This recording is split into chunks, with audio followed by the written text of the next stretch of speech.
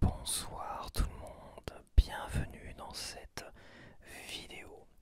Alors, oui, cette vidéo, qu'est-ce que c'est? Parce que je vais commencer par ça, par t'expliquer ce qu'est cette vidéo, pourquoi certaines vidéos, elles sont arrêtées, mais ça je pense que t'imagines bien pourquoi, que certaines séries, tout ça, je finis par les arrêter. Parce que oui, ça ne fonctionne pas du tout. J'ai insisté sur certaines plus que d'autres. Sur les 5 films à voir sur la semaine, j'ai énormément insisté pendant 15 semaines parce qu'il y a eu 15 épisodes. Et bon, j'ai voulu fermer les yeux, j'ai pas voulu voir les statistiques en profondeur. Je me suis dit que c'était assez stable, ça restait dans les 700 vues en moyenne. C'est pas énorme ici, mais bon, des gens avaient l'air de regarder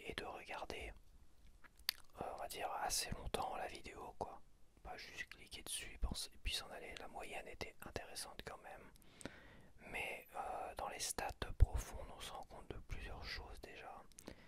C'est par rapport à est-ce que cette série a attiré des nouveaux abonnés sur ma chaîne. Bon, j'ai fait plaisir à des abonnés qui étaient déjà sur ma chaîne et ça c'est super important aussi parce que je suis là aussi pour t'enthousiasmer régulièrement aussi sur ma chaîne. Je suis pas là pour juste attirer des nouvelles personnes. Les nouvelles personnes, je sais pas ce qu'elles vont aimer encore. Est-ce qu'elles vont s'abonner par juste curiosité, juste comme ça, et puis ne jamais vraiment regarder mes vidéos. Ou beaucoup s'intéressent et regardent mes séries et tout ça.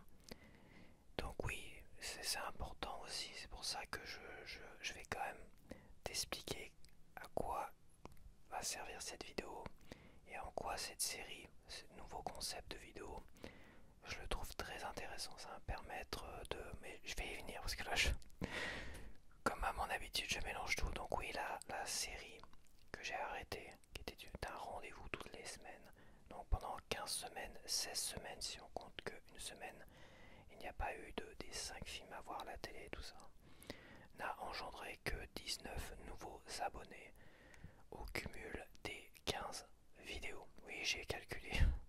J'ai calculé les stats profondes qu'il n'y a que sur PC. Voilà, sur iPad, téléphone, t'as pas toutes ces stats là. C'est vraiment que sur PC que j'ai cette statistique là. Donc c'est assez inquiétant parce que, et le plus inquiétant c'est que c'est les 4 premières vidéos qui ont engendré plus 4 abonnés par vidéo. Les 3 premières. Donc ça fait plus 12 abonnés sur les 19 juste pour les 3 premières vidéos. Voilà, donc 7 nouveaux abonnés pour 12 vidéos.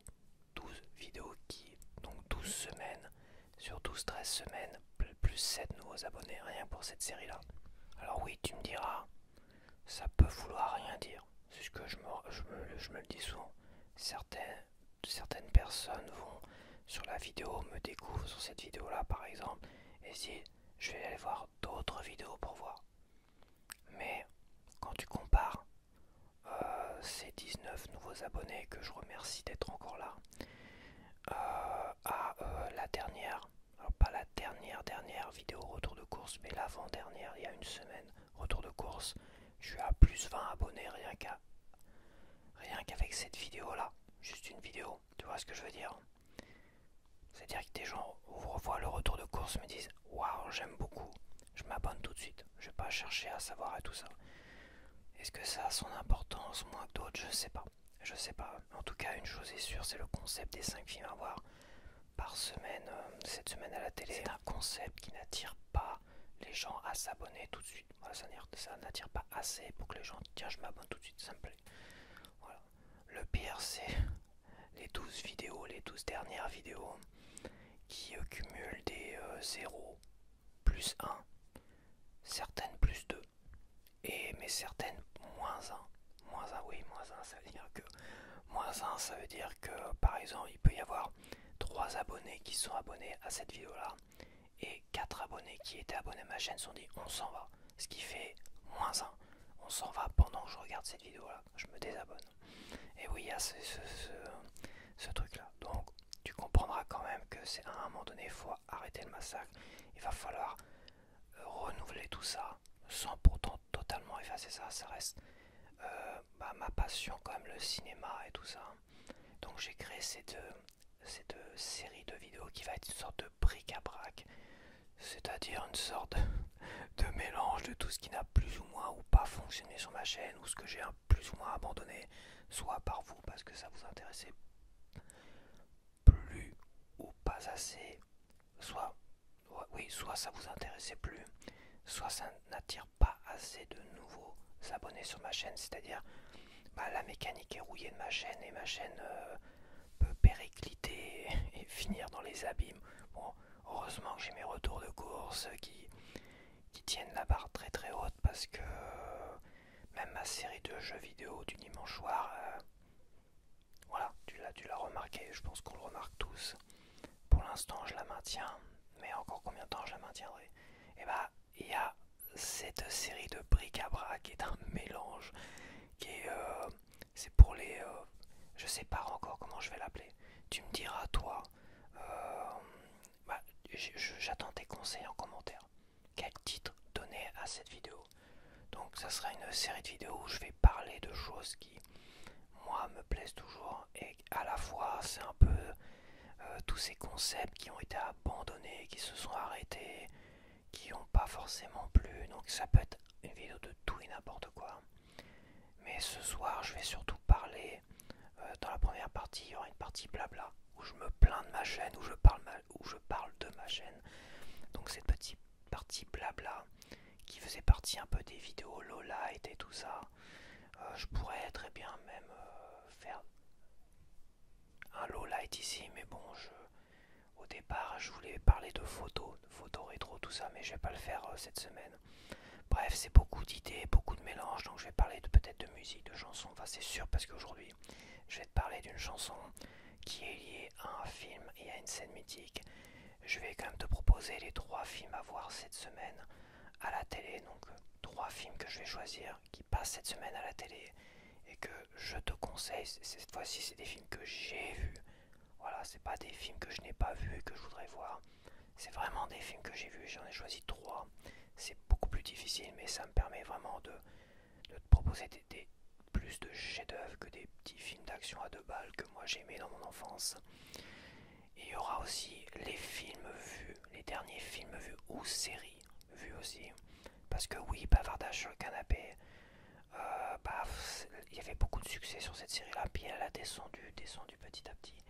Et personnellement, c'est surtout moi le problème, parce que personnellement, cette série de vidéos me convenait plus. Je n'aimais plus cette série de vidéos. Tu l'as sans doute remarqué, j'en tournais de moins en moins. Avant c'était une fois par mois, mais comme finalement j'étais qu'à 3 ou 4 vidéos par mois, une fois par mois c'était toutes les 4 vidéos quoi. Mais là c'est vrai que pourquoi je n'aime plus cette série de vidéos? Parce que je trouve que tous les top 10, ce que je faisais, toi, le tour des top 10 et tout ça, à un moment donné, c'est vrai que je parlais un peu au début, ça partait un peu sur tout, quoi. Je parlais un peu de tout, de moi, de machin et tout ça. Je sais que certains m'avaient fait le reproche de ne pas parler assez de moi et de mes anecdotes sur le bavardage sur le canapé. Et c'est vrai que j'avais pris un chemin où j'allais parler surtout de cinéma, des derniers films vus, et j'allais parler aussi des top Netflix et tout ça. Quand ça semblait intéressant. Mais quand je voyais au fil des vidéos des top Netflix qui sont nazes, cheatés à mort, ouais, cheatés à mort parce qu'ils te mettent des séries mexicaines dont tout le monde s'en fout totalement. Mais comme elle vient de sortir, donc ils vont te la proposer là dans la tronche en disant regarde notre magnifique série mexicaine, elle est première du top 10 des séries. Bon évidemment ça disparaît assez vite mais ils te laissent le temps de la proposer. Donc les top 10 c'est un mélange de trucs nouveaux qui veulent t'imposer et aussi de trucs qui fonctionnent. Parce que évidemment les gens ils vont cliquer d'abord sur les top 10. C'est psychologique, hein, donc c'est pour ça que d'un côté t'as un mélange de on veut t'imposer un truc, mais on te les mélange avec les trucs qui sont les plus vus, donc bon, etc. etc. C'est un peu cheaté, ça se voit à 10 km, hein, faut pas me prendre pour un imbécile non plus. Et quand je vois tous ces top 10 qui m'agacent et qui m'énervent, je me dis j'ai pas envie de faire un bavardage sur le canapé si c'est pour parler de ces top 10 à la con, de trucs que j'ai même pas envie de voir, de lire des synopsis. Alors oui, des fois, ça peut faire rire ma façon de lire parce que j'ironise et je critique et je crache et tout ça. Mais bon, voilà, j'ai envie aussi de pouvoir te parler de films que j'ai vus, qui me passionnent, pourquoi ils m'ont passionné, de parler de chansons qui sont reliées à des anecdotes ou à des... Voilà, donc ça, on va voir ça. Je voulais partager des photos rétro, en parler. Après, j'avais une photo en tête et quand j'ai revu ma photo et que j'ai vu la tête de con que j'avais dessus, je me dis putain, j'ai quand même bien vieilli quand même. Voilà, j'étais à côté de ma petite amie de l'époque où je faisais l'imbécile et je voulais raconter tout le contexte de cette photo, tu vois. Et ça me paraissait intéressant, mais quand je vois la tête de fion que je fais dessus, je me dis non, ça me fait chier en fait. J'ai envie de laisser le passé là où il est. Non mais c'est vrai, il faut laisser le passé là où il est. Et je me dis finalement putain, qu'est-ce que j'ai bien vieilli quoi. Parce que avant j'étais quand même assez mince, assez maigre. Aujourd'hui je me trouve un peu plus gros, mais c'est normal, j'ai toujours été plus ou moins mince dans ma vie. Donc aujourd'hui j'ai le poids, toi je suis pas en surpoids, hein, même pas un minimum. Hein. Je suis pas en surpoids, certes je suis pas gaulé comme un gars qui est super bien gaulé avec des abdos magnifiquement bien dessinés, tout ça. Mais en fait, au niveau du visage, au niveau des épaules, du charisme et tout ça, là ce que je vois là, putain c'est bien mieux que moi quand j'avais 17 ans, tu vois, sur la photo en question. Donc c'est pour ça que j'ai pas envie de me faire chier à laissons le passer là où il est. Surtout quand j'avais une tête de fion. Mais vraiment une tête de fion. À mon époque, et j'avais beaucoup de succès à cette époque-là. Je me demande pourquoi j'avais beaucoup de succès à 16-17 ans. J'étais peut-être un original avec les cheveux longs, mi-longs. Enfin, oui, j'avais les cheveux longs, mi-longs et tout ça. Style hard rock, métalleux et tout ça. Mais voilà, quoi dire de plus donc voilà, ça, cette série de vidéos là, enfin, ce nouveau concept, c'est un bric-à-brac vide-grenier. C'est un peu, c'est pas on se débarrasse des choses. Je suis pas dans le sens de dans mon bric-à-brac où je vais vendre ces choses-là, tu vois, où je m'en débarrasse d'une certaine manière. Mais c'est un peu des choses qui ont été abandonnées, soit par moi, soit par vous, soit par le manque de rythme sur ma chaîne pour la faire avancer. Ce bric-à-brac de Léon, alors je vais peut-être le nommer le bric-à-brac de Léon pour l'instant. Si t'as des meilleures idées de titre, je suis preneur. On verra bien après. Je regarderai ça quoi. Et voilà, donc cette série se veut bordélique. Je te le dis tout de suite, bordélique. Il n'y aura pas de ligne rouge, il n'y aura pas de machin. On va quand même parler cinéma. On va quand même parler de trois films à venir parce que je veux parler des films. Je veux parler des films de Noël quand il y aura les films de Noël. Je veux tout ça, donc je tente ça. Et surtout, je veux parler de séries, tout ça. Donc j'ai commencé. Je vais prendre les derniers films vus. Et là, la dernière série que j'ai vue. Donc j'ai vu la saison 2 de Mercredi. Donc on va commencer avec ça. Attends, j'ai quand même pris des notes. Je regarde si j'ai pas oublié des trucs. Ouais, donc pour l'instant, je fais classique sur la première vidéo. Je vais pas commencer à... Voilà, je voulais faire classique. Je reste vraiment autour du cinéma pour cette première vidéo. Mais il y aura du blabla. Il y aura beaucoup de blabla. Je veux des anecdotes, du blabla. Je veux qu'on cause. Voilà. Je vais éviter évidemment tous les sujets politiques, idéologiques, la guerre ici ou là, les drames ici ou là, les meurtres, des assassinats, tout ça. C'est pas mon boulot, c'est pas le boulot d'une chaîne d'ASMR. Une chaîne d'ASMR, c'est là quand même pour détendre, que ça soit pour te relaxer, ou pour rigoler un petit peu, ou machin, tout ça. Donc faut laisser les idéologies au placard. C'est vrai que moi je parle de choses qui peuvent tendre à critiquer la politique ou certaines idéologies, mais tant que je n'en parle pas directement, évite d'en parler en commentaire parce que ça exaspère tout le monde et ça énerve tout le monde et à un moment donné, bah tu dérapes, tu insultes et tu te fais bannir. C'est voilà, parce que moi je n'autorise zéro, je n'autorise aucune insulte sur ma chaîne, envers moi surtout, mais envers aussi les autres abonnés. Il y a des gens qui ont insulté la Switch 2 par exemple, mais ils n'ont pas insulté les autres abonnés et m'ont pas insulté directement. Ils ont tout à fait le droit de donner leur avis sur la Switch 2 en disant c'est de la merde, il faut rester, voilà, ils ont le droit de donner leur avis, mais à un moment donné, quand tu commences à insulter des gens parce qu'ils ont acheté la Switch 2 par exemple, ou moi m'insulter parce que j'ai acheté la Switch 2, et bah oui, là tu dépasses une ligne rouge. Si t'es pas capable de comprendre demande ça, tu t'es banni quoi. Je veux dire, voilà, enfin t'es banni, je te ghost sur la chaîne quoi. Tu deviens un fantôme de la chaîne. Tu n'auras plus le droit de laisser le moindre commentaire sur ma chaîne. Mais tu pourras continuer à regarder les vidéos si tu veux. Voilà, y a pas de souci, évidemment. Mais tu pourras plus communiquer, tu pourras plus donner ton avis. Mais comme je dis, il faut apprendre à être zen les gars. Moi, comme je dis, je suis du genre indépendant, mais dans ma tête de fou quoi. Ouais, il y a des choses qui m'énervent et j'aime pas qu'on m'impose des choses, j'aime pas obéir aux ordres non plus, mais j'aime pas suivre des idéologies, j'aime pas suivre des... Voilà, je suis indépendant, je suis le seul maître dans ma tête et je pense par moi-même. Et il y a une chose que je ne supporte pas, c'est des gens qui insultent gratuitement, qui sont dans la haine permanente de tout et de rien.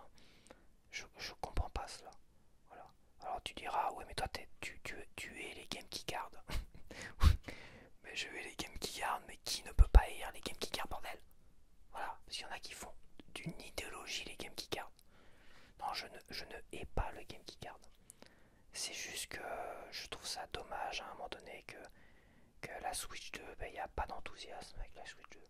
On est toujours dans la peur qu'un jeu que tu voudrais acheter finisse par en game qui garde. Et quand ça vient, bah t'es tellement déçu. Je comprends pas que les éditeurs, que Nintendo ne comprend pas ça, cet effet, on va dire, cet enthousiasme qui s'est perdu en fait. Et avec la Switch 2, l'enthousiasme s'est perdu. Il y a des prix exagérés quand même, il y a des jeux, ça vaut beaucoup trop cher pour ce que c'est. On nous sort des DLC, des Season Pass pour des jeux pas finis là, finalement, qui ont été découpés pour te proposer des trucs payants. Bonanza, il va coûter finalement... alors si je prends le prix qui m'a coûté en boutique, 80 €. Si tu prends le prix officiel du jeu physique, c'est 100 €. C'est pas enthousiasmant.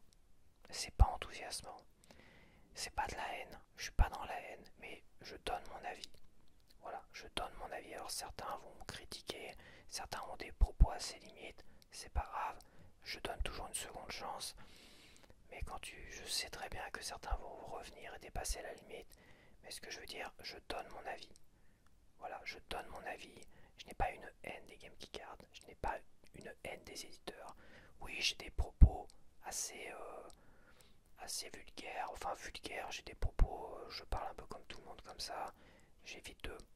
Je suis jamais dans la menace.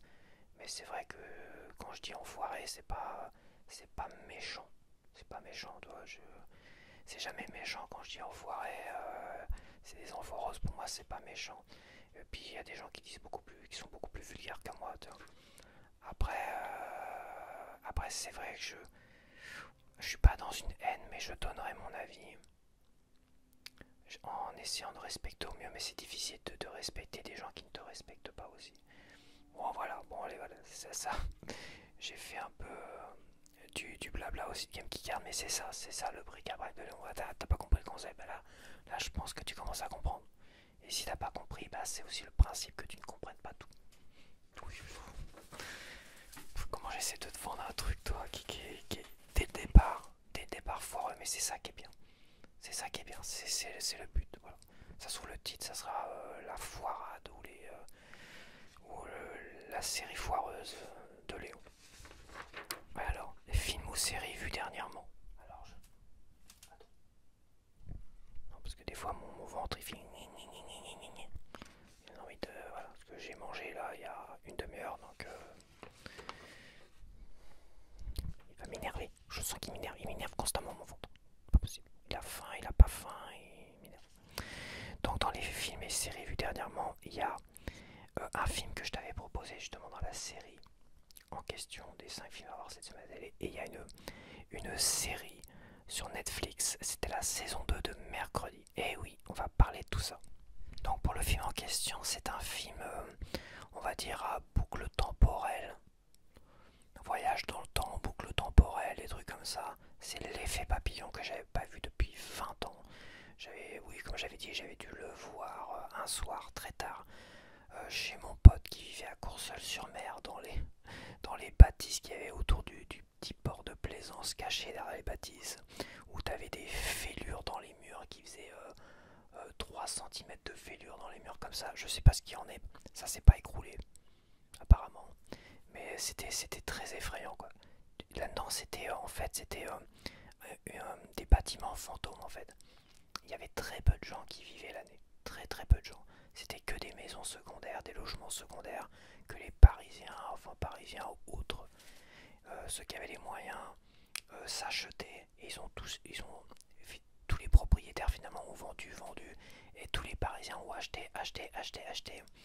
Et finalement, mon pote qui vivait dans ces bâtisses là, à Grès-sur-Mer, qui est juste tout près du musée canadien de guerre, là, musée de la Seconde Guerre mondiale canadien, tu vois. Ouais, c'est ça, c'est le truc. Parce que c'était les Canadiens qui ont débarqué juste là. Il y a eu les Canadiens, il y a eu des Anglais, Canadiens, Anglais, tout ça, enfin bref. Donc dans ce bâtiment-là, c'est vrai que l'hiver c'était fantôme, c'était un bâtiment fantôme, ça faisait assez peur. Ça faisait assez peur, mais bon, c'est pas très très grave. C'est-à-dire, tu pouvais te balader, t'avais pas un cas là-dedans, t'avais pas un cas. Alors, un cas, je veux dire un chat, voilà. Un cas, c'est du patois normand. Je préfère préciser parce qu'il n'y en avait pas peut-être pas comprendre. Ils vont peut-être dire il n'y a pas un cas social, un cas social, un cas social. Non, je parle pas d'un cas social, je parle d'un cas d'un chat. Il n'y avait pas un cas à l'horizon, c'était très très morose, mais il y avait des bagnoles qui étaient là, il y avait quand même quelques logements qui étaient habités. Et c'est vrai que tu avais un petit ascenseur qui était, tu tenais à deux gars comme moi dans l'ascenseur, serré comme ça. C'était assez inquiétant, c'est pour ça que même lui il avait un peu peur de l'ascenseur, donc on descendait à pied comme ça. On descendait à pied jusqu'à la cave et c'était tellement glauque en fait. Quand je me rappelle, c'est tellement glauque. Je comprends pas qu'il n'y ait pas eu de tueurs en série là-dedans, dans ces bâtiments-là, parce que c'était vraiment l'endroit idéal pour des tueurs en série, quoi. Bon, ça a peut-être changé aujourd'hui, parce qu'il y a tellement de fêlés qui traînent. Mais, et surtout, bah, il y avait, quand tu sortais de chez lui, tu avais dans le couloir, tu avais le mur qui était à nu, parce que tu avais beaucoup de moquettes aussi. Putain, c'était vraiment très vieillot, hein. D'ailleurs, l'ascenseur, je crois qu'il y avait l'ascenseur, les murs de l'ascenseur, tu devais avoir de la moquette. Ouais, tu devais avoir de la moquette dans les murs de l'ascenseur. Et puis comme c'est des vieux bâtiments et que les gens fumaient à l'époque dans le bâtiment, d'ailleurs lui il devait fumer aussi, je crois. Dans les ascenseurs, les bâtiments, bah ça fait t'avais une odeur de mélange de trucs qui n'étaient jamais nettoyés, avec mélange de tabac froid, tout ça, c'était vraiment dégueulasse.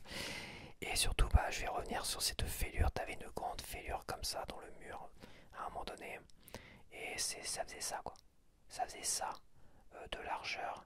Mais surtout, le truc, c'est que entre un côté de la fêlure et l'autre côté de la fêlure, tu vois, t'avais un décalage de 1 centimètre. Oh, peut-être pas 1 centimètre, il commençait à y avoir un décalage entre les deux fêlures en fait. Comme s'il y avait un mur qui bougeait en avant comme ça. Enfin, une partie du mur qui bougeait en avant et l'autre. Voilà. Il devait être au deuxième, troisième étage, je sais plus, c'était bon. Bon, il y vit plus depuis longtemps, j'imagine, parce que oui, il était parti vivre au Canada, justement. Bon, bah, c'était là-bas, dans cet appartement, dans cet immeuble qui apparemment s'est pas encore écroulé, mais si un jour il s'écroule en plein été avec tous les Parisiens, les vacanciers qui rejoignent leur logement de vacances, si un jour ça s'écroule et ça fait plein de morts, et bah moi je pourrais témoigner et dire bah les gars ça fait 20 ans que déjà il y a 20 ans c'était inquiétant. Bon ils l'ont peut-être rafistolé depuis, mais si un jour ça s'écroule et ça fait plein de morts et qu'ils viennent pas nous dire à la télé ah bah c'est surprenant, on est surpris, parce que moi je serais pas surpris quoi. Donc je vais revenir sur le film, tu vois, c'est le concept de la vidéo. Je vais revenir sur l'effet papillon que j'ai pas vu depuis 20 ans. Et je comprends à quel point il m'avait marqué à l'époque. Alors oui, il y a des scènes de choc avec un animal qui malheureusement est martyrisé. Enfin, on ne voit pas se faire martyriser en fait. Je me rappelais plus exactement pourquoi des scènes m'avaient dérangé. On le voit pas vraiment, on le voit un petit peu, mais avec le principe, c'est vrai que ça peut déranger. Mais c'est pas le film en fait, c'est pas le film, c'est une scène à un moment donné qui se veut répétitive. Et parce qu'il y a une sorte de boucle temporelle et on a un gars qui tente de tout faire. Donc en fait ce gars-là il a un pouvoir.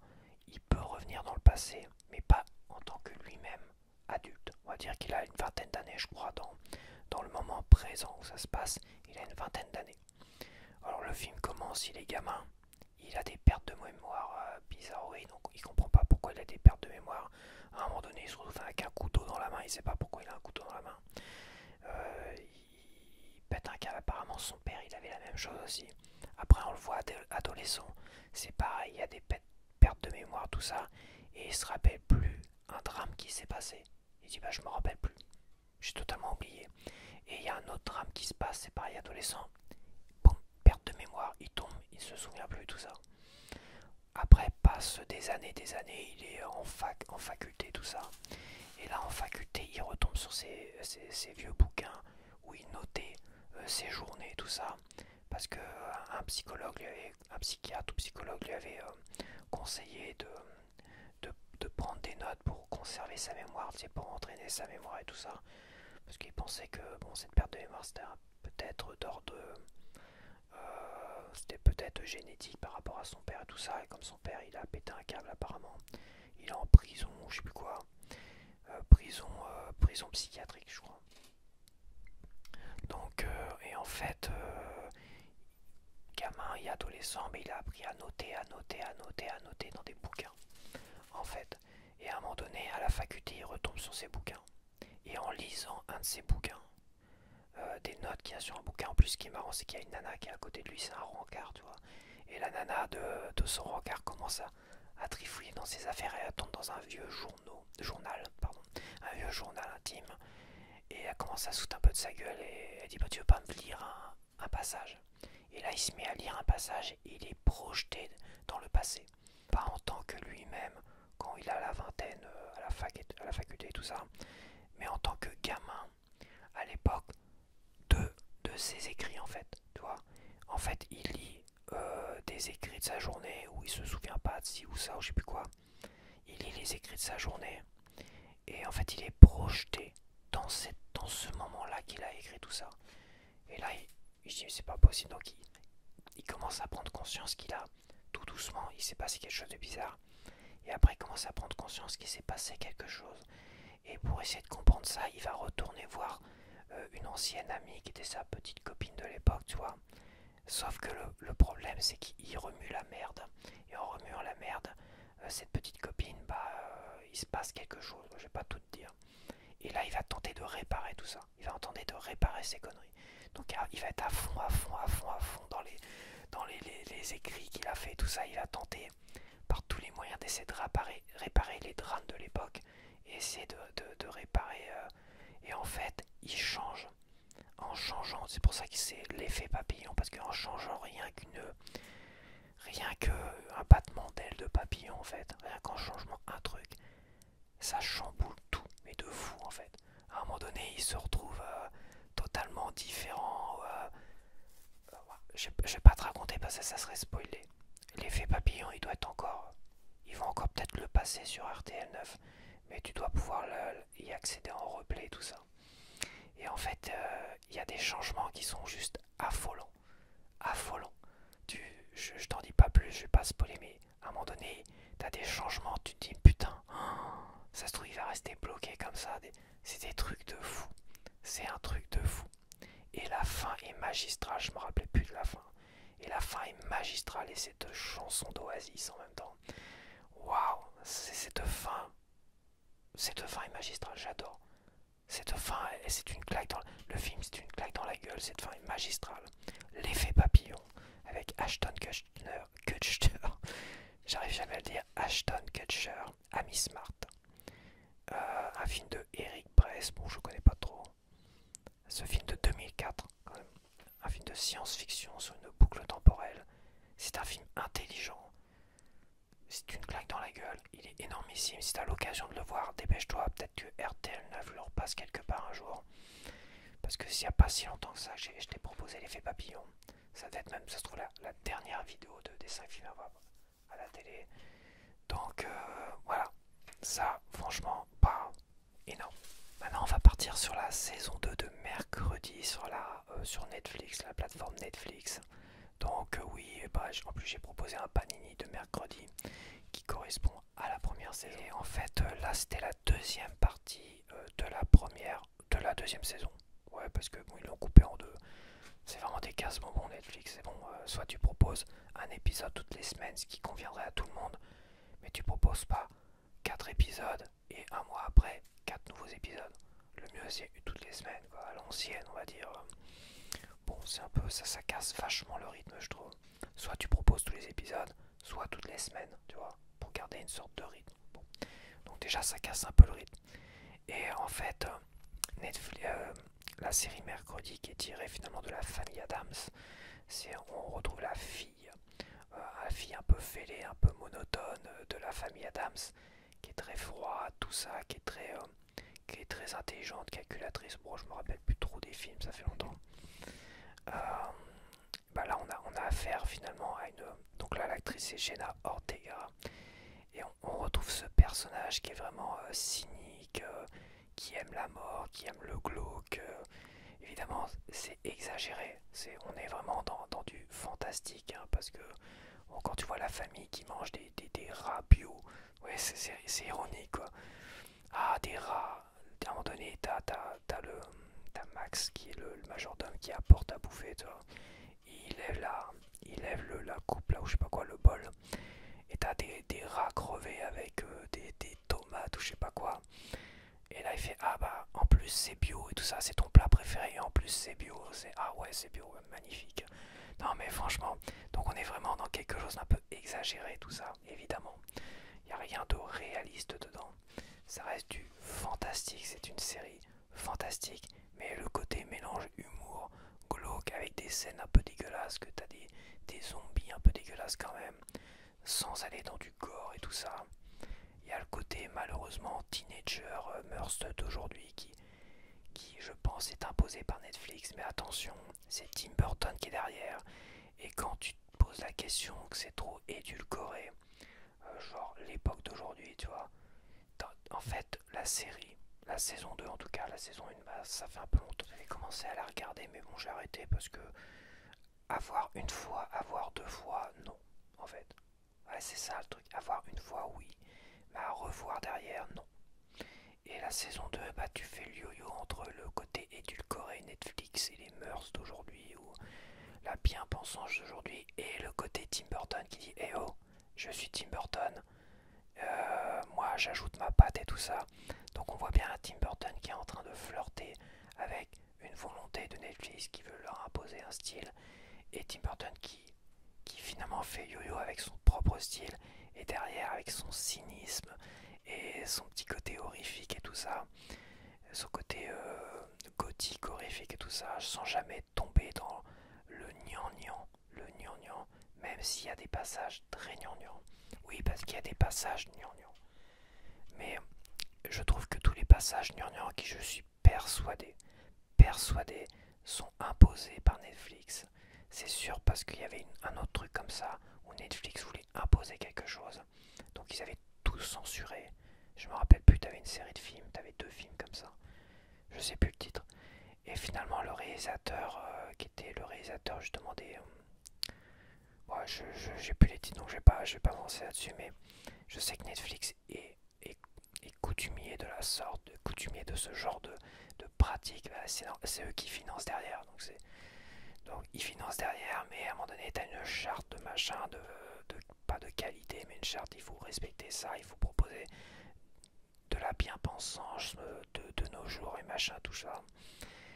Ok, pas de problème. Donc Tim Burton, il a dit ok, pas de problème. Donc il met finalement dans son truc des moments niés made in Netflix. Et il fait le yo-yo entre des trucs niés made in Netflix et avec son cynisme. Donc il est habitué dans tous ses films, il y a un cynisme. C'est du fantastique, du cynisme, et c'est toujours...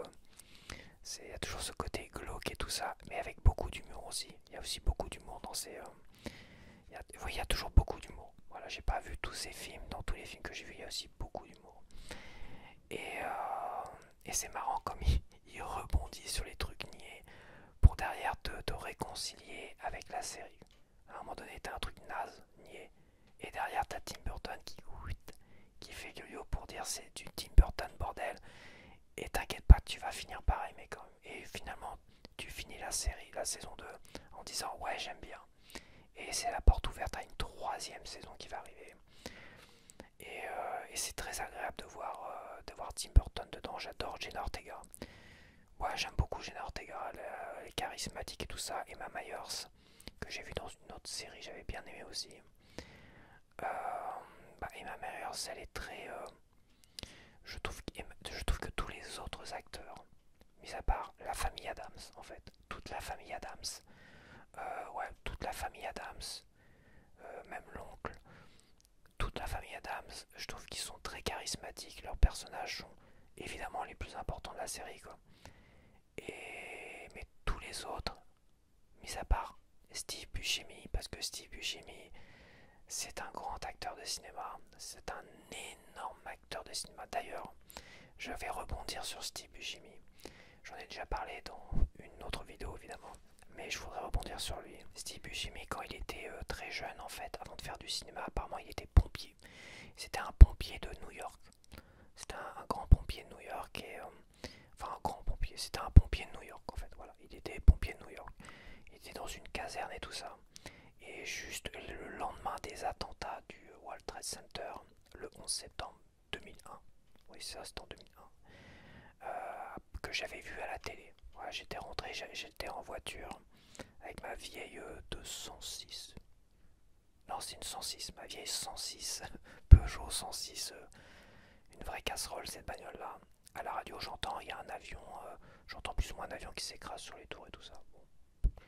Je reviens à la maison, j'allume la télévision, TF1, je crois ouais c'était TF1 qui avait fait. De toute façon t'avais pas de plein de chaînes à l'époque, hein. T'avais qu'une poignée de chaînes, t'avais pas de TNT ou tout ça, hein. C'était vraiment une poignée de chaînes. Et TF1 faisait un édito spécial et tu voyais en direct le premier immeuble du World Trade Center qui était en... T'avais de la fumée, tout ça. Et en direct, t'as vu le deuxième qui s'est fait percuter par un avion. Et en direct, t'as vu les tours s'écrouler. J'ai vu ça en direct à la télévision. Grâce à TF1, tout ça à l'époque. Ils se sont mis en direct et ils ont bien fait. C'était rare d'avoir des directs comme ça, franchement. Et j'ai vu ça en direct et le lendemain en fait, Steve Buscemi est retourné dans sa caserne de pompiers, a remis son uniforme de pompier, et il a aidé à déblayer toutes les cendres et les carcasses, enfin tout le World Trade Center qui s'est écrabouillé dans New York. Il a aidé finalement à déblayer tout ça, à voir s'il y avait des survivants et tout. Donc il a remis son uniforme de pompier pour aller aider ses amis pompiers et tout ça. Voilà. Il y a beaucoup de gens qui sont morts ce jour-là, beaucoup de pompiers, beaucoup de policiers, enfin, il y a énormément de gens qui sont morts ce jour-là. Et Steve Buscemi, cet acteur qu'il y a dans la saison 2 de Mercredi, j'ai appris ça là, j'ai appris cette anecdote hier, il y a quelques jours, et je suis pas étonné, ça reste... Je connais pas la personne, je connais l'acteur, mais je connais pas forcément la personne. Mais je suis pas trop étonné non plus, tu sens pas que c'est quelqu'un de méchant au fond.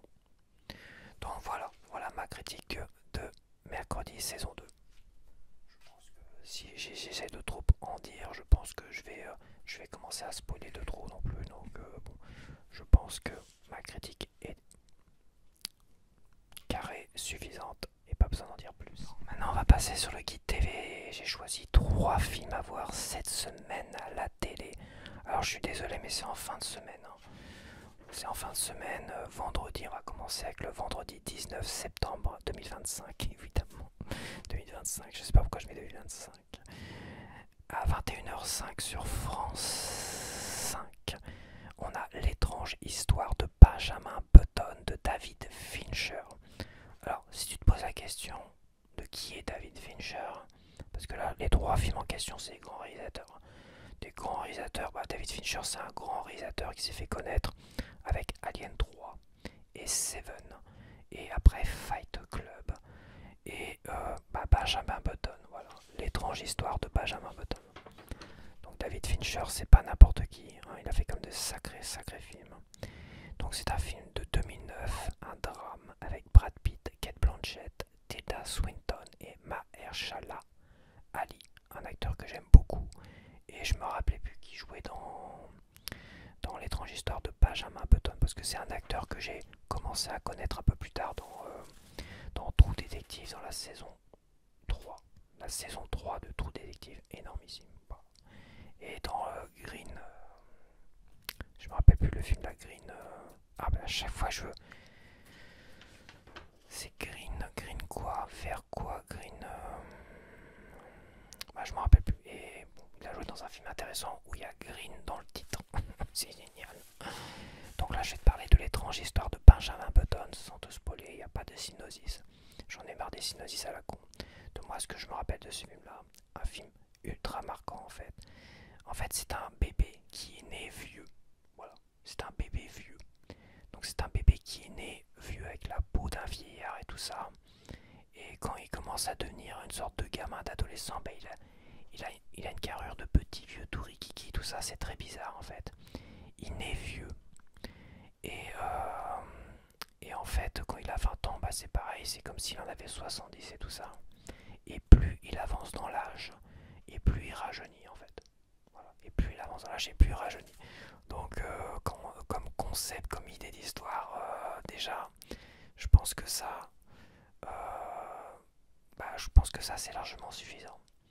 Parce que après, si je dois aller dans le fond des choses, je pense que finirai forcément par spoiler quelque chose. En soi, cette histoire-là, c'est un gamin qui souffrirait d'une maladie, enfin d'un bébé qui souffre d'une maladie de il naît vieux et puis finalement, alors ça n'existe pas, non c'est sûr et certain ça n'existe pas. Il y en a qui naissent avec une maladie de peau qui donne l'impression qu'ils sont vieux. Là c'est un film d'une certaine manière fantastique, alors c'est un drame parce que évidemment c'est dramatique pour lui, en tant que gamin, en tant que jeune homme de 20 ans, d'être un vieillard de 70 ans, de ressembler à un vieillard de 70 ans, évidemment que c'est dramatique. Donc voilà, donc tu suis l'histoire de ce personnage qui va essayer de vivre sa vie malgré tout, où les gens vont pas trop comprendre pourquoi ils vont se poser des questions parce que lui il va essayer de travailler et gagner sa vie, et comme il ressemble à un gars de 70 ans, un gars qui est très vieux, bah c'est compliqué, tu vois. Donc il va essayer de vivre sa vie et finalement plus il va vieillir et plus sa vie va s'améliorer. Enfin voilà, bref, je n'en dis pas plus. Et, la fin est surprenante aussi. Là, vraiment, la fin est surprenante. C'est un film qui est marquant. Ça reste un chef-d'œuvre que je n'ai vu qu'une seule fois, mais c'est une claque dans la gueule. C'est du David Fincher. Donc, David Fincher, il nous a habitués quand même à faire des très très bons films. Il est très difficile sur ses films. Il a même regretté Alien 3, ce que je peux comprendre aussi. Mais bon, il fallait bien passer par Alien 3 pour que lui puisse derrière imposer son style de film. C'est comme Tim Burton à un moment donné. Tim Burton, je sais plus ce qu'on lui avait imposé au départ, mais ça lui convenait pas. Après, il est arrivé avec Beetlejuice, ça a eu un gros succès, donc on lui a confié Batman. Et mais pareil, avec une charte et tout ça, donc il a été obligé de respecter un peu les codes. Et quand finalement il a proposé un Batman de défi, mais avec son propre genre, propre style, un truc un peu plus obscur, un peu plus glauque. Finalement, ça n'avait tellement pas plu que la Warner, ils ont dit non, non, bon, on arrête ça. Et tous les grands réalisateurs, dans leur genre, leur premier film, ils sont obligés de respecter les producteurs et ouais, ils sont obligés de respecter les producteurs et les consignes. Quoi. Sinon, ils se font dégager et puis voilà. C'est après quand ils commencent à être connus, tu vois. Après, c'est quand tu commences à être connu, bah on te fait un peu plus confiance, bah tu te proposes un style. Donc on te laisse faire. Si ton style commence à plaire, et bah vas-y, t'as carte blanche pour le reste. Et c'est comme ça que David Fincher a pu proposer des films coup de poing que les producteurs au départ n'auraient pas forcément adhéré. Fight Club, je pense que Fight Club, ça ne serait jamais passé directement avec un jeune réalisateur. Voilà. Et l'étrange histoire de Benjamin Button, là c'est pareil, ça c'est le genre d'histoire, à mon avis, les producteurs ils en raffolent pas trop, c'est trop bizarre, c'est trop spécial, et n'importe quel jeune réalisateur peut se casser les dents là-dessus. Sauf que là c'est David Fincher, nous a prouvé avec Fight Club, avec Seven, avec bon, Alien 3, c'est un film quand même très très bien que j'ai vu au cinéma d'ailleurs. Euh, voilà, dans la tête des producteurs, il nous a prouvé qu'il pouvait faire vraiment, voilà. Et puis les gens le suivent. À un moment donné, les gens ils se disent putain, c'est le gars qui a réalisé Seven. C'est quand même une sacrée carte de visite quand tu proposes un film au cinéma par le réalisateur de Seven et de Fight Club. Évidemment, les gens, ah bah tiens, je vais peut-être aller voir l'étrange histoire de Benjamin Button. Donc voilà, ça c'était vendredi 19 à 20h05. Donc vendredi 19, si tu veux voir un film vraiment intéressant de Benjamin, de David Fincher, je m'embrouille. Donc si tu veux vraiment voir un film surprenant, fantastique dans le concept, mais ça reste un drame malgré tout. Hein. Mais ça reste un beau film. J'en garde un souvenir d'un beau film malgré tout. Alors samedi, après on passe à samedi 20 septembre à 21h sur France 4, on reste sur France Télévisions. Comme quoi il nous passe des bons films, mais voilà, sinon à part ça. Bon. Donc on a un film fantastique, on a Premier Contact de Denis Villeneuve. Alors Denis Villeneuve, c'est celui-là qui a fait les Dunes modernes, les films Dunes modernes, et qui a fait la suite de Blade Runner. Et qu'est-ce qu'il a fait d'autre? Il y a sûrement un truc que j'oublie, mais donc c'est un réalisateur qui est quand même son style à lui. C'est un style assez lent, assez beau en fait. Il a un style vraiment très très lent, beau. Bah, c'est pour ça que la suite de Blade Runner finalement ça le correspondait un peu mieux. C'est Ridley Scott qui avait fait le premier Blade Runner. Et mais Ridley Scott, lui, il a pas vraiment de genre particulier, à part qu'il fait quand même de très bons films, même s'il a fait des nanars aussi. Mais il a fait des films très ambitieux, Ridley Scott, des films de fou. Et Blade Runner, c'est un film qui est assez lent, qui est assez contemplatif. Et Denis Villeneuve est un spécialiste du film contemplatif. C'est pour ça que Dune, c'est un film finalement qui... Voilà, il a fait une série d'un film, d'un vieux film, mais c'est quelque chose qui lui correspond. Ça c'est son style. Denis Villeneuve, c'est un style contemplatif, avec des photographies très, très douces, très léchées, très colorées, et des ambiances mélancoliques, nostalgiques, des ambiances assez douces. Voilà. Donc, et Premier Contact, c'est pareil, c'est une claque. Fini, c'est pas un film qui m'a fait envie. Quand je vois Premier Contact, je me dis, bon, ça me fait penser à Contact avec Jodie Foster, que j'adore. Et j'aimais pas trop la comparaison, le titre, tout ça. Et bon, c'était pas des acteurs qui étaient encore très très connus à l'époque. C'est avec Jeremy Renner. Bah, Forest Whitaker, oui, je le connaissais. Et Amy Adams, ouais, c'est pas des acteurs super super connus. D'ailleurs, même aujourd'hui, ils ont pas fait 30 millions de films. C'est pas un film qui me faisait envie. À un moment donné, je l'ai vu. Peut-être à la télévision. Je sais pas où je l'ai vu, je me rappelle plus. J'ai dû le voir à la télévision. Voilà, j'ai dû le découvrir à la télévision longtemps après, évidemment, la sortie ciné. Et là, j'ai vu ce film et je me dis, waouh! Ce film dans son ensemble, évidemment, c'est du Denis Villeneuve. C'est lent, c'est assez... T'as une photographie qui est comme assez jolie, douce et tout ça. C'est une belle photographie. Et là, j'ai vu qu'il y avait une histoire temporelle, sans en dire plus. Il y a une histoire temporelle en plus dedans. Ce que j'aime beaucoup aussi. Et c'est un film avec des extraterrestres qui peut tendre finalement. C'est pas Independence Day, quoi. C'est pas un super film d'action avec les méchants extraterrestres qu'on va tabasser. C'est pas Contact qui est, sans spoiler, Contact qui est dans un Contact aurait pu être proposé par Denis Villeneuve. Ouais, Contact aussi, parce que ça reste un film assez contemplatif, Contact. Donc voilà, Premier Contact, c'est un film fantastique avec, on va dire, un vaisseau extraterrestre qui est là, qui flotte dans les airs. Et ils font appel à des personnes. Je crois que la fille, Amy Adams, c'est une spécialiste du langage. C'est un film que j'ai en 4K d'ailleurs, je l'ai vu 2 fois. que j'avais acheté dans un coffret 4K avec justement Blade Runner de Denis Villeneuve. Et donc Amy Adams est une spécialiste des langues parce qu'ils ont besoin de communiquer avec les extraterrestres. Donc ils font appel à cette personne. Jeremy Renner, il est spécialiste de quoi? Je m'en rappelle plus du tout. Peut-être spécialiste biologique, un truc comme ça.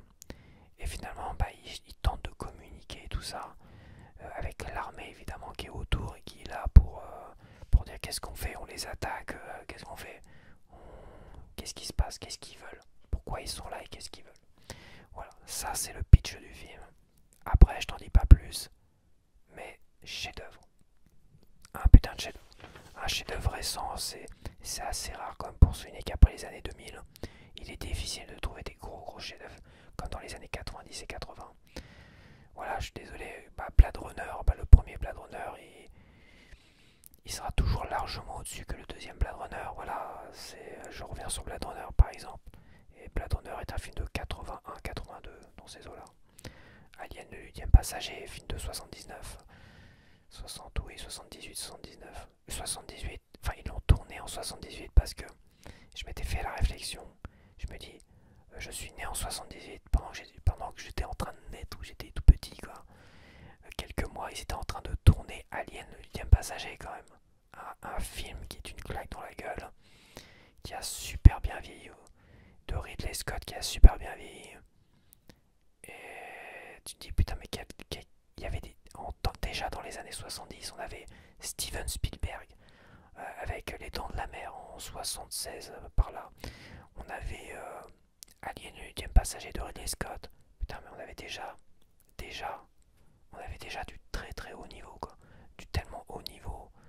Il y a un tel travail sur ces films là qu'aujourd'hui c'est compliqué parce qu'aujourd'hui c'est remake de remake de remake qui vont chercher. T'as plus vraiment de vraies histoires passionnantes. Et puis tu sais, il faut coller avec les mœurs d'aujourd'hui donc c'est très carré quoi. Faut plus de personnes qui fument dans les films, faut plus de personnes qui. Faut que ça reste vraiment carré, c'est très édulcoré aussi. Donc c'est compliqué d'en sortir des chefs-d'œuvre. Quand t'as une charte d'une coloration, une charte des mœurs d'aujourd'hui, c'est quand même difficile d'en extraire un chef-d'œuvre. Je suis désolé. Et oui, c'est vrai que les chefs-d'œuvre, faut aller chercher vers des trucs chocs, quoi. Mais on est toujours dans le remake ou dans la copie de trucs existants, tu vois. C'est toujours la copie, la copie, la copie. Tu vois, c'est comme l'effet papillon. Il y a eu des suites à l'effet papillon, mais j'ai pas besoin de les voir pour savoir que c'est que de la merde parce que le concept de l'effet papillon, qui est un concept de boucle temporelle en fait, c'est un concept original mais l'histoire est tellement percutante que tu pourras jamais faire mieux que ça. Tu pourras faire un remake de nos jours édulcoré, mais ils sont obligés d'enlever pas mal de scènes choquantes.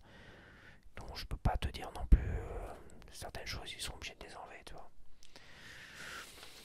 Non pas qu'il faille des scènes forcément choquantes pour que ça soit un chef-d'œuvre, c'est ridicule de dire ça. Et ce que je veux dire, c'est qu'aujourd'hui, il y a tellement de restrictions que c'est quasiment impossible de faire un chef-d'œuvre. Voilà, c'est impossible. Mais on a Premier Contact, qui est un film de 2016. Premier Contact est un film de 2016. Et là, je dis Denis Villeneuve, bravo, parce que Denis Villeneuve, le Dune, j'ai pas trop aimé. Et Blade Runner, j'ai bien aimé, mais c'est pas un film utile. C'est un film, une suite d'un film qui avait pas besoin de suite, qui avait besoin de rester mystérieux, de savoir est-ce que Harrison Ford est un répliquant, est-ce que Harrison Ford va mourir, est-ce que la fille qui accompagne le répliquant, qui accompagne Harrison Ford, qui s'appelle... Ça m'échappe, c'est quoi le nom Ah putain, un film que j'ai vu tellement de fois, et le nom, lui c'est Descartes. Rachel, c'est Rachel. Savoir si Rachel a survécu et tout ça, quand t'apportes une suite inventée beaucoup plus tard, tu casses tout en fait. Tu casses le mystère, tu casses tous les gens qui se faisaient tout un tas d'histoires derrière. Toi, tu te casses beaucoup de choses. Et en fait, quand tu fais une suite à Blade Runner, à la fin de Blade Runner, t'as plusieurs fins à Blade Runner. T'as la fin d'origine, que je me rappelle très bien parce que la fin d'origine on l'avait en VHS avec la voix off du personnage principal. Et t'as la version réalisateur de Ridley Scott où la voix off dégage et la fin il voulait le faire à sa façon en gardant encore plus de mystère. Et en fait, moi je conserve les deux fins finalement ont fusionné dans ma tête. Et dans ma tête, je me suis fait plein de films sur comment ce qui allait se passer par la suite et je voulais garder ça comme ça. Quand tu fais une suite d'un film, peu importe qu'elle soit bien réalisée, tout ça, qu'elle soit jolie, machin, bah tu gâches le truc en fait. Tu gâches tout. Voilà. C'est presque l'effet Matrix en fait. Moi j'appelle ça l'effet Matrix. C'est moi qui invente le terme. C'est l'effet Matrix. Putain, laisse notre imagination faire le reste. Arrête de vouloir faire des suites, bordel. C'est chiant. Donc voilà, premier contact par contre, Denis Villeneuve. Bravo, film exceptionnel. Donc c'est le 20 septembre à 21h sur France 4. Et on va finir, le troisième film, c'est le dimanche 21 septembre à 21h sur Arte. C'est Le Prestige de Christopher Nolan. Donc Christopher Nolan, c'est la trilogie du Dark Knight, de Batman Dark Knight. Oui, est-ce que c'est... Non, c'est pas le dernier Batman, mais c'est la trilogie du Dark Knight, du Batman Dark Knight, le Chevalier Noir. C'est Interstellar, c'est Le Prestige, et c'est d'autres trucs. Mais voilà, pour moi, c'est aussi Inception. Inception, c'est particulier, j'ai beaucoup de mal avec Inception en fait. J'arrive à trouver dans un film qui est très intelligent, faut le dire. J'arrive à trouver des fautes, des erreurs.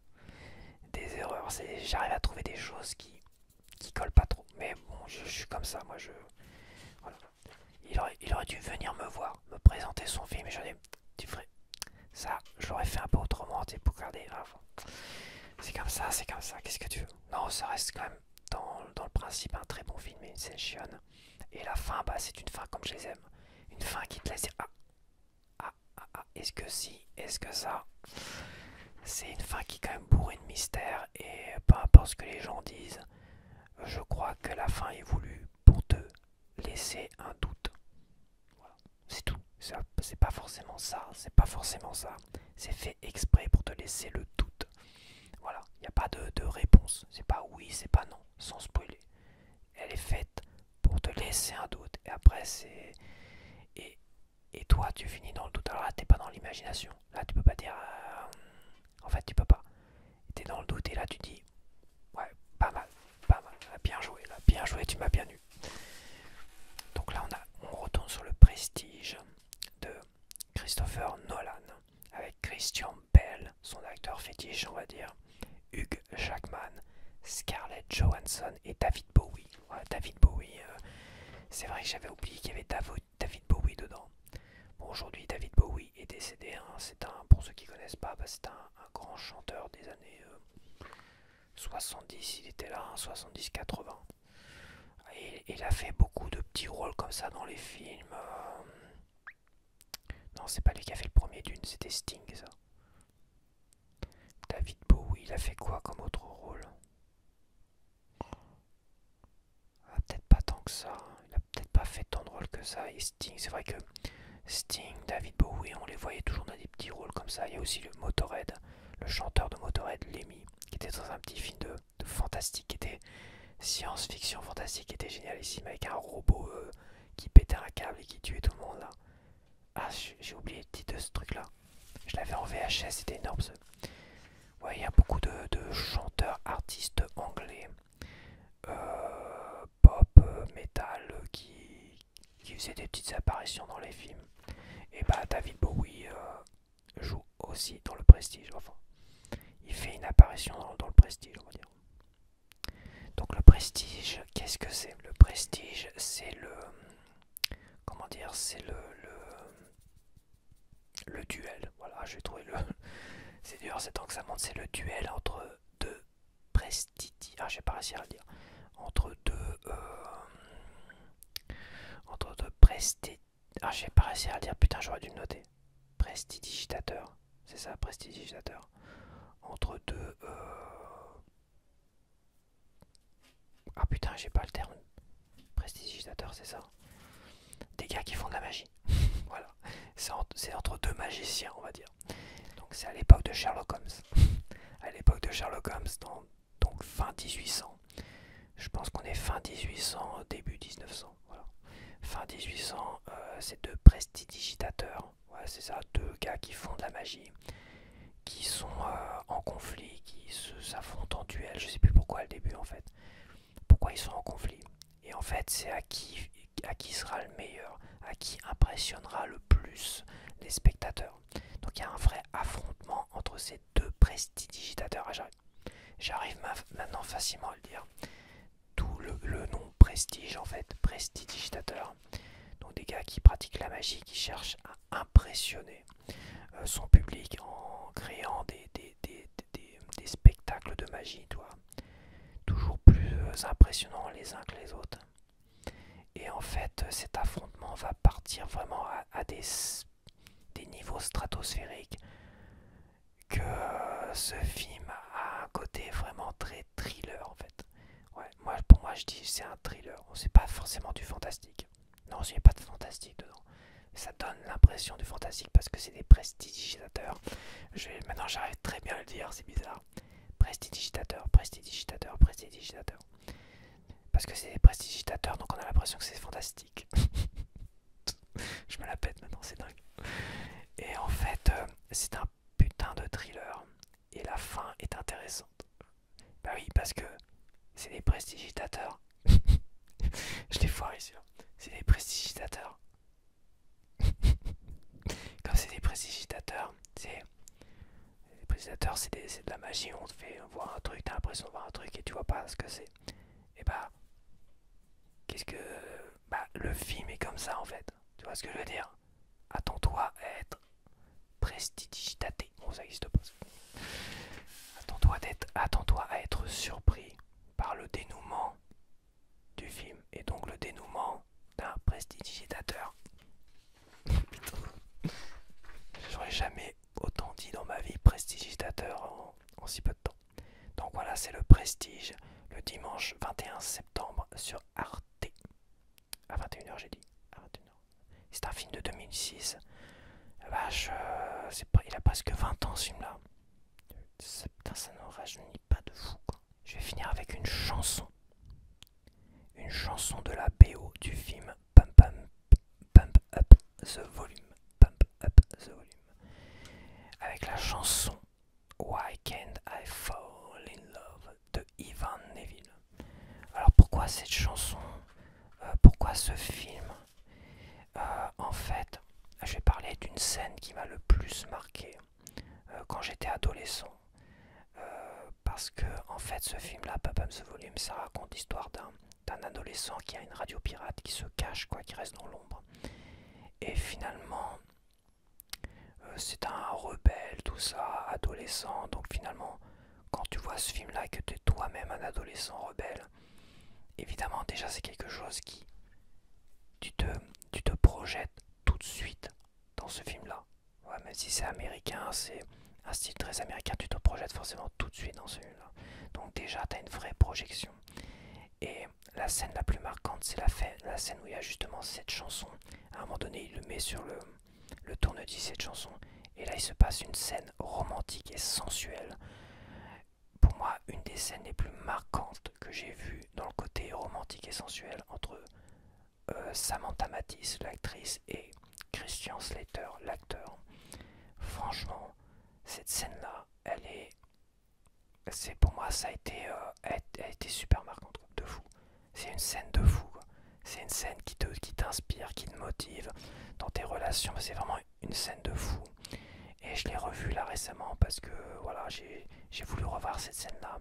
Et cette musique de Ivan Neville là, Why Can I Fall in Love, qui veut dire pourquoi je ne peux pas tomber amoureux, quoi. En gros, c'est ça.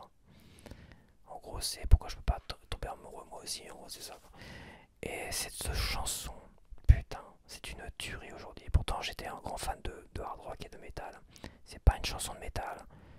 C'est une chanson, je ne saurais dire, c'est une balade un peu jazzy. Enfin, c'est une super balade qui est percutante, mélangée à cette scène culte de Pump Up the Volume, un film ultra rare en fait, et super rare. Aujourd'hui, j'aimerais bien l'avoir en Blu-ray 4K, mais je pense que et en version française, mais je pense que c'est mort. Par contre, j'ai vu que TMC Cinéma, donc là il faut un abonnement, je sais pas quel abonnement, mais TMC Cinéma a l'air de passer le film en ce moment. Donc, j'imagine qu'ils l'ont en HD. Donc si tu as l'abonnement de TMC Cinéma, sûrement un abonnement TF1 à la con là, et bah tu peux voir Pop Up the Volume. Mais profites-en parce que je sais, même l'acheter c'est compliqué. L'acheter c'est compliqué. Il y a eu un DVD à un moment donné qui est sorti longtemps après le Blu-ray. Je l'ai attendu tellement longtemps en DVD, ils l'ont sorti longtemps après, j'ai hésité un peu. Maintenant il est introuvable. Avec la version française, enfin j'ose imaginer que oui. Il y a des Blu-ray mais c'est que la version originale. Il n'y a pas de VF dessus.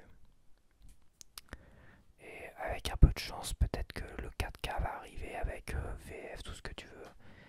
Il y a bien Suzy les Baker Boys, Pop Up the Volume, c'est un film peut-être qui passe très mal à la télé. Je pense que ce film-là n'est jamais passé sur les chaînes hertziennes. Voilà, les chaînes de la télévision classique. Parce que c'est un film qui peut déranger, ça reste quand même. Il y a une forme de rébellion chez les jeunes. Et ça peut déplaire, ça peut peut-être influencer les jeunes. Donc c'est un film, je pense, qui a été sûrement banni de toutes les télés, de tout ce que tu veux. Mais c'est un film ultra marquant. Voilà, mais c'est des films à voir quand toi t'es jeune. Et comme c'était un film un film de 90 et que j'ai vu en 95-96, je sais plus pas, dans ces eaux-là, c'est-à-dire dans le film ils sont censés avoir peut-être 17 ans, tu vois, ils sont 17-18 ans. Moi je l'ai vu quand j'avais 17-18 ans, dans une période identique des années 90. Et bah là, la période et le fait de voir ce film-là dans cette période-là, c'est un film qui marque et qui enfin, dans son ensemble marque. Aujourd'hui, évidemment, il paraîtra très vieillot le film, ça c'est sûr et certain. Mais cette scène-là, entre Samantha Mathis et Christian Slater sur cette chanson, c'est énormissime. D'ailleurs, je te mettrai le lien de la chanson dans la description pour que tu puisses au moins écouter cette chanson-là et te faire une idée. Évidemment, la scène, je vais pas te partager la scène, ça serait spoiler une scène comme ça. Et puis, je crois pas parce que j'ai essayé de la voir sur YouTube, voir si elle était mise en entier, non. Et puis elle serait strike en entier parce que cette scène-là, t'as un peu de nude dedans. Il y a un tout petit peu de nude dedans, donc à mon avis, ça se ferait striker direct. Mais c'est une scène marquante et je voulais absolument parler de cette chanson liée à ce film qui m'avait marqué, mais surtout à cette scène qui m'avait marqué moi en tant qu'adolescent, qui était dans mes débuts de relation à 16-17 ans. Bah, c'était mes débuts de relation avec les adolescents de l'époque, hein, évidemment. Oui, c'est vrai qu'on est. Il y a plein d'hormones là et on est vraiment. Ça chamboule tout, quoi. Et c'est enivrant, c'est inspirant et ça te donne envie de vivre, d'être heureux et de vivre passionnément tes amours, quoi. Ouais, cette scène-là, c'est tout ça. Et quand là, je me réécoute cette chanson sur cette BO de Pop Up the Volume, Why Can't I Fall in Love d'Ivan Neville, et bah ça me rappelle tout ça et ça me rappelle une époque où on avait plein d'espoir dans la vie, plein d'espoir de vivre des amours passionnés de fou. Et plus tu vis, moins tu vis des trucs passionnés, plus tu te fais chier dans la vie. C'est triste à dire, mais c'est ça, quoi. Ouais, j'étais passionné quand j'étais adolescent. Après, ça s'est perdu. Et je pense que la société veut ça, voulait ça également, quoi. On a été beaucoup bridés, en fait. Des années 90, on était 80-90, on était devant des générations libérées. Et après, je pense qu'on a été bridés. À moins que ce soit juste l'effet de la jeunesse. Mais une jeunesse qui pensait qu'à l'amour, qu'à la passion. Pas une jeunesse qui pense à la guerre ou je sais pas où, qui pense à vouloir je sais pas quoi faire là. Être dans la haine politique des autres là. Ils font tous de la politique à 16-17 ans. Putain mais les gars, profitez de vos 16-17 ans, putain. Profitez d'être en couple, profitez de vivre des belles choses en amour, quoi. Vous prenez pas la tête avec la politique, vous prenez pas la tête avec des conflits à droite ou à gauche, c'est des conneries, ça. Profitez de votre adolescence. Moi, je peux plus faire ça, moi. Je peux plus aujourd'hui. Peut-être qu'un jour, je retomberai aussi amoureux quand j'étais adolescent, aussi passionné et amoureux. C'est tout ce que je me souhaite, mais quand je vois toutes les merdes là, tous les gens qui sont, toute cette mentalité où les gens sont dans la haine des autres, ils sont toujours dans les conflits, même des gamins de 17 ans et 18 ans. Putain, je suis choqué, quoi. C'est leur meilleure vie. Cette période-là, ils peuvent vivre leur meilleure vie. S'ils vivent pas leur meilleure vie là, ils vivront jamais leur meilleure vie. Enfin, c'est con ce que je dis, mais pour moi, c'est la meilleure vie à vivre au niveau des histoires d'amour et tout ça. La meilleure, évidemment, dans le respect des autres. Il faut quand même respecter un peu tout ce beau monde. T'es pas là. Je parle pas des collectionneurs de nanas qui. Non, je parle vraiment de vivre passionnément des amours, d'être amoureux et vivre passionnément des relations, passionnément, tu vois. Il y a des choses que apparemment j'ai vu dans les commentaires, il y en a. Voilà, j'avais répondu à une question comme ça dans un menu avec dormeur. J'avais répondu à cette question-là et je vais dire une chose. Passer cette adolescence, dans cette période où on était vraiment libéré, on avait la tête vraiment qu'à ça, toi, mais vraiment qu'à ça, qu'à l'amour et les relations, nos premières relations affectives, sexuelles et tout ça, on avait la tête qu'à ça, mais pas de politique, pas de guerre dans le monde, pas de haine de je sais pas qui ou des autres. Voilà, les seuls conflits qu'il y avait, c'était entre nous parce qu'on s'intéressait aux mêmes nanas. Ouais, je sais pas, je pense que ce sont des choses qui s'est perdues. À la fois, je suis triste pour toutes les jeunes générations qui n'ont pas l'air de. Je pense que certains ou certaines vivent ça. Ils sont pas trop bêtes et sont vraiment dans ça à 17-18 ans. Et franchement, reste là-dessus, profite un maximum parce que ça se perdra. Alors, je dis pas que ça se perdra pour tout le monde, peut-être que certains ont eu plus de chance que d'autres. Moi, ça s'est perdu et j'ai jamais revécu des trucs passionnés comme ça. Et maintenant, quand j'écoute ce genre de chansons et quand je revois cette scène-là, waouh, c'est plus que de la nostalgie, c'est une Madeleine de Proust de fou, quoi. C'est génialissime. J'ai l'impression parfois si je ferme les yeux, de ressentir cela, de ressentir en écoutant cette chanson-là certaines choses. Alors évidemment, tout n'était pas parfait à cette époque-là, dans mon adolescence. On s'est fighté, on s'est engueulé, on s'est frité avec des potes, avec des nanas et tout ça. Mais c'était pas aussi dramatique qu'aujourd'hui où les gens ils sont trop dus, quoi. Les jeunes ils sont trop dus, quoi. C'est des rixes, je sais pas, les gens sont trop dus. Putain, je plains les jeunes générations. J'aimerais vraiment que vous puissiez vivre au moins les meilleures choses que moi j'ai vécues à cette époque-là.